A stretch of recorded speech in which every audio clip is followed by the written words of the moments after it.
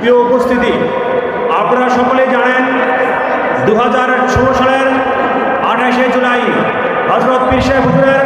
ঐতিহাসিক ঘোষণার মধ্য দিয়ে ইসলামী যুব আন্দোলন বাংলাদেশ তাদের পথ চলাচল শুরু করেছিলেন। সেই থেকে নিয়ে আজকে 2025 সালে দাঁড়িয়ে দীর্ঘ 9 বছর পরে এসে ইসলামী যুব আন্দোলন দায়িত্বশীল হিসাবে আত্মবিশ্বাসের সাথে বলতে পারি, ইসলামী যুব আন্দোলন বাংলাদেশের একদম তৃণমূল থেকে নিয়ে কেন্দ্র পর্যন্ত